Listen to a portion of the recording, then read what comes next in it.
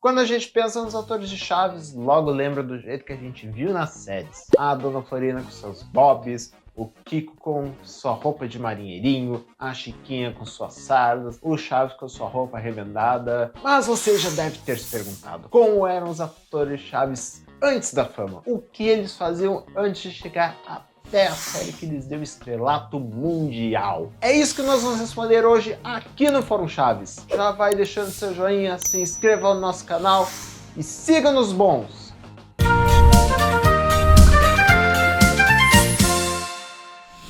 Fala galera do Fórum Chaves, tudo bem com vocês? Antes de Chaves, alguns atores tinham algumas profissões bem diferentes. Nem todos eram atores, inclusive. Mas de um jeito ou de outro, todos eles foram se encontrar nesse universo para se tornar o elenco que nos faria sorrir e se emocionar durante tanto tempo. Vamos saber um pouco mais o que eles fizeram antes de Chaves? E vamos começar com a primeira que chegou no mundo, a Bruxa de 71. Calma, dona Clotilde. A Angelines Fernandes, sempre conhecida como a Senhora de 71, começou sua vida lá do outro lado do oceano, na Espanha.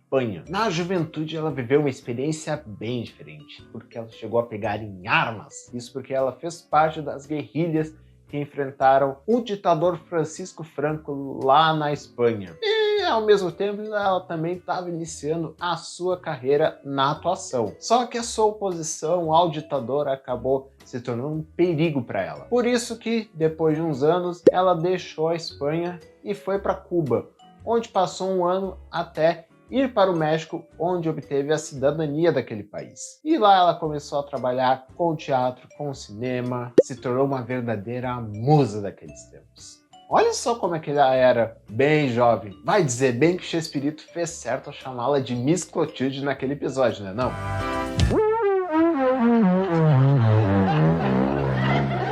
Bom, já que o Bochechudo foi o último a aparecer na cena anterior, vamos falar dele, Carlos Villagrán. Antes de ser o Kiko, ele teve uma trajetória bem diferente. Ele começou como fotógrafo no jornal Heraldo do México.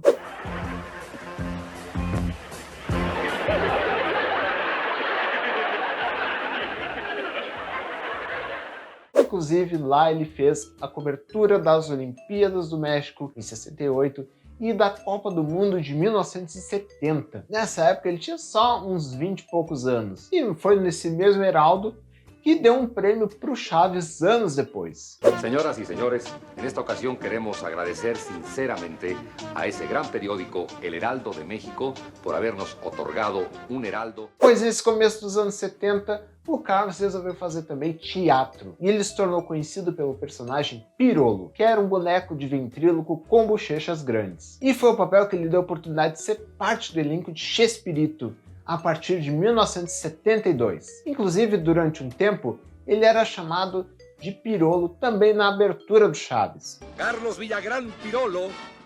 Já o último que chegou na vila foi criado praticamente dentro do teatro. Raul Chato Padilha, o Jaiminho, foi educado para ser parte da companhia teatral de seu pai, Juan B. Padilha. Com apenas 5 anos de idade, ele já estava lá nos palcos, imagina só. Mas, apesar disso, ele não gostava muito, porque sua vida era praticamente só teatro. É que quero evitar a fadiga. E dessa carreira no teatro, ele foi crescendo artisticamente, fazendo também cinema lá no México, até que naquele 1979, ele foi chamado por Chespirito para integrar o elenco de Chaves e Chapolin. E ele virou o nosso querido carteiro Jaiminho. Eu sou interiorano, ou tangamandapiano. Quem também já foi fazendo carreira nas artes desde cedo foi Maria Antonieta de las Nieves. A nossa futura Chiquinha já estava fazendo dublagem quando ainda era bem pequenininha. Mas ela não cresceu muito depois disso, não. Para a Chiquinha, uma cadeira é igual a um precipício. Aos 14 anos, Maria já estava fazendo novelas e não demorou muito para ser parte do elenco de Roberto Gomes Bolanhos. Nos anos 70, ela se torna a Mococha Pechocha, quadro dos Super Gênios da Mesa Quadrada. Mírenlo, ya comenzó a gritarme. Yo mejor me voy a mi casita.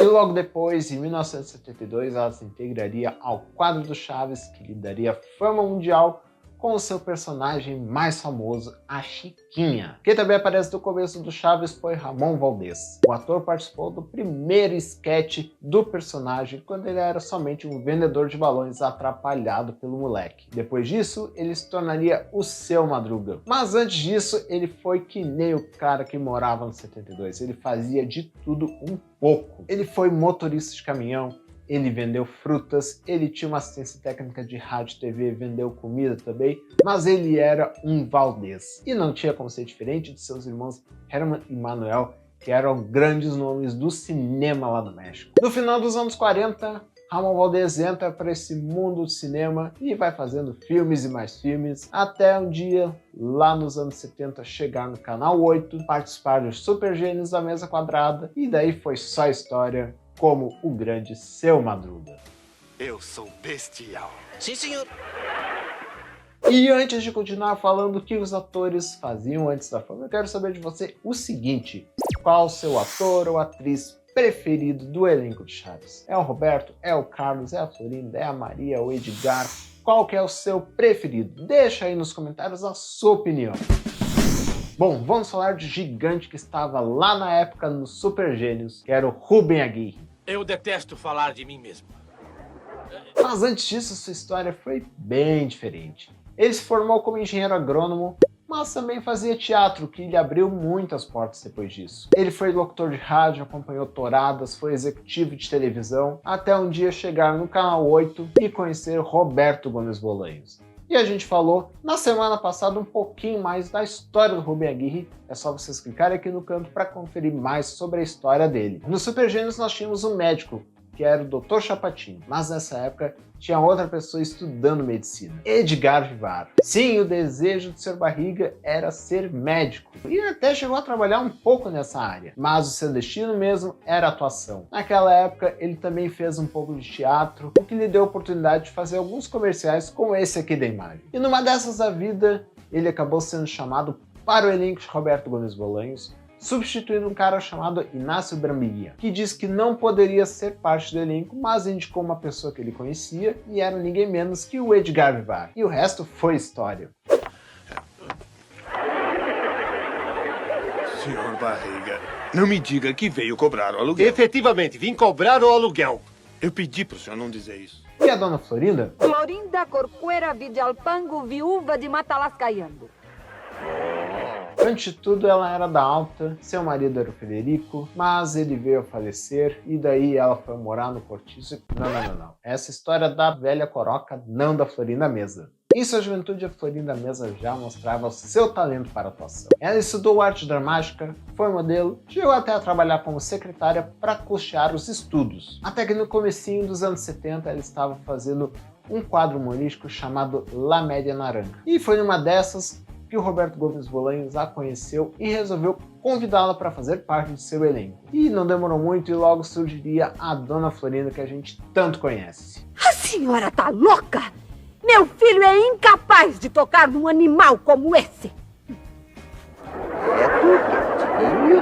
Bom, antes da gente falar do Roberto, vamos falar de um outro Gomes Bolanhos, o Horácio, o nosso eterno Godines. E voltes para mim, querida, oh, bombinha. Ele não era um cara muito afeito à atuação. A gente podia dizer que ele era mais as exatas. Era um cara que organizava tudo do Roberto, dos pagamentos, das turnês, e ele até chegou a escrever um gibis do Chaves. Numa dessas, ele começou a fazer algumas aparições esporádicas no Chapolin, até que no ano de 1974, no episódio O Festival da Burrice, eis que surge ele, o ídolo lá do fundão, o Godines. Godines! Sim, professor! Estou fazendo a chamada. Ah, presente! E pra gente fechar, vamos falar de Roberto Gomes Bolanhos, o criador de todo esse universo. E antes de tudo isso, Roberto chegou a fazer várias coisas. Ele foi jogador de futebol, ele foi boxeador. Agora vamos ver como dá um soco. Sim. Até estudou engenharia. Só que nada disso me fazia feliz. Ele já estava cansado de coisas que não o deixavam contente e, numa dessas, viu um anúncio no jornal de uma agência chamada Darcy. E lá, ele conseguiu o emprego de redator publicitário. Lá nos anos 50, Roberto estava fazendo anúncios para o rádio. Seu trabalho foi sendo tão elogiado que ele logo viraria o roteirista dos quadros de Viruta e Capulina, indo também para a televisão. E aqui nesse vídeo a gente fala um pouco mais de como foi essa transição do Roberto Gomes Bolanhos para o rádio e para a televisão. E na televisão, seu talento lhe levou a ter um programa próprio no ano de 1970 chamado Super Gênios da Mesa Quadrada. E nesse mesmo ano surge Chapolin, em 72 surge Chaves e o resto aí, toda essa história incrível que a gente conhece. E não sei porquê, mas tenho a impressão de que você parece com alguém que eu conheço. Você não vai acreditar, mas eu também já vi sua cara em outro lugar. Não pode ser porque eu sempre tive a cara no mesmo lugar. Gostou de conhecer toda essa história? Deixa aquele joinha e se inscreva no nosso canal para valorizar a nossa pesquisa e o nosso trabalho. Continue acompanhando também outras produções aqui do Fórum Chaves. A gente se vê no próximo vídeo. Até a próxima!